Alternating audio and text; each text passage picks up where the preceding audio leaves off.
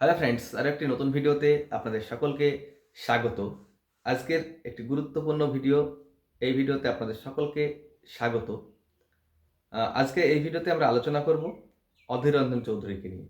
আপনারা সকলেই এই জানেন যে অধীর রঞ্জন চৌধুরী বহরমপুরের দাদা এবং তিনি গত 5 বারের এমপি ছিলেন, কিন্তু 2024-এর যে লোকসভা ভোট, ইউসুফ পাঠানের বিরুদ্ধে তিনি দাঁড়িয়েছিলেন এবং তিনি পরাজিত হন। তার পরবর্তী থেকে অধীর রঞ্জন চৌধুরী অনেকটাই ব্যাকফুটে পড়ে গিয়েছে। এই মতো অবস্থায় অধীর রঞ্জন চৌধুরীকে আবারও ফ্রন্ট ফুটে আসতে হলে অবশ্যই তাকে কিন্তু বিধানসভা ভোটে লড়াই করতে হবে।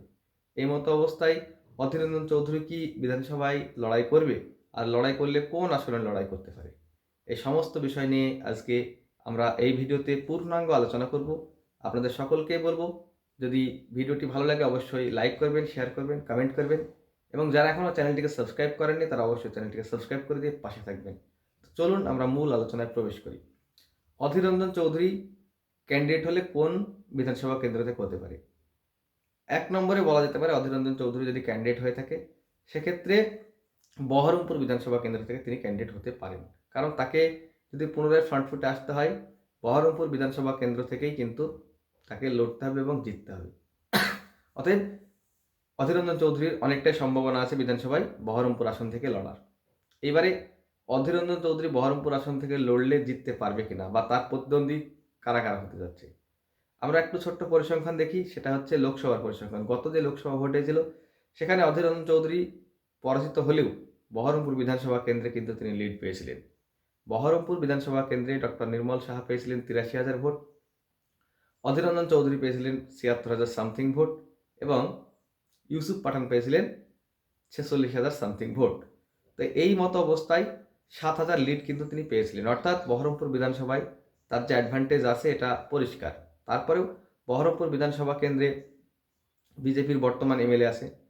তার কারণ বহরমপুর বিধানসভা কেন্দ্রটা কিন্তু বিজেপির সঙ্গে লড়াই করতে হবে কংগ্রেসকে, অর্থাৎ অধীর রঞ্জন চৌধুরীকে।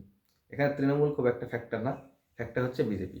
এবার বিজেপির সঙ্গে লড়াই করে পারবে কিনা, কারণ সংখ্যালঘু ভোটটা যদি বহরমপুরের সংখ্যালঘু ভোটটা যদি অধীর রঞ্জন চৌধুরী ক্যাপচার করতে পারে এবং হিন্দু ভোটের কিছু পার্সেন্টেজ তো তার অবশ্যই আছে, তার যেহেতু সেখানে প্রভাব আছে। আর আমরা দেখেছি লোকসভা ভোটে তিনি 6,000 ভোটে লিডও পেয়েছেন। এখান থেকে যে জিতবে এটা মোটামুটি বলা যেতে পারে।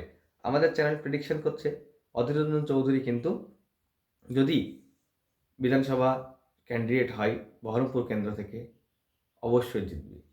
আমাদের এই চ্যানেলেই আপনারা প্রিভিয়াস ভিডিওগুলো দেখবেন। অধীর রঞ্জন চৌধুরীকে ইউসুফ পাঠানের সঙ্গে কিন্তু যে কম্পিটিশন হয়েছিল সেখানে আমরা বলেছিলাম অধীর রঞ্জন চৌধুরী হারছে। হ্যাঁ, অধীর রঞ্জন চৌধুরী হেরেছে, এটা প্রমাণিত। আবারও বলছি, অধীর রঞ্জন চৌধুরী যদি ক্যান্ডিডেট হয় বহরমপুর বিধানসভা কেন্দ্র থেকে অবশ্যই অধীর রঞ্জন চৌধুরী জিতবে, কারণ মানুষ তাকে আর একটা চান্স দেবে। 5 বারের এমপি, তাকে ভালো না বাসলে তো তার 5 বারের এমপি তিনি হতে পারেননি। তো অনেকেই হয়তো চিন্তা ভাবনা করবেন যে অধীর রঞ্জন চৌধুরীকে আরও একটা চান্স দেওয়া দরকার, বহরমপুরে অধীর রঞ্জন চৌধুরীকে দরকার আছে। হ্যাঁ, এমপি হিসাবে হয়তো 5 বছর হয়েছে, 25 বছর হয়েছে, অনেকটাই তাকে সুযোগ দেওয়া হয়েছে। তো এবারে তাকে এমএলএ হিসাবে একটা সুযোগ দেওয়া উচিত। এখন অধীর রঞ্জন চৌধুরী ক্যান্ডিডেট হচ্ছেন কিনা, অর্থাৎ টিকিট পাচ্ছেন কিনা কংগ্রেস থেকে, এটাই সব থেকে বড় প্রশ্ন। তো এই মতো অবস্থায় আমারও যেটা মনে হচ্ছে অধীর রঞ্জন চৌধুরী হয়তো সম্ভবত বহরমপুর আসন থেকে লড়তে চলেছে। আপনাদের মতামত অবশ্যই আমাদের জানাবেন। আর যদি ক্যান্ডিডেট হয় আপনাদের মতামতে অধীর রঞ্জন চৌধুরী জিততে পারছে কিনা অবশ্যই জানাবেন। Thank you, tata.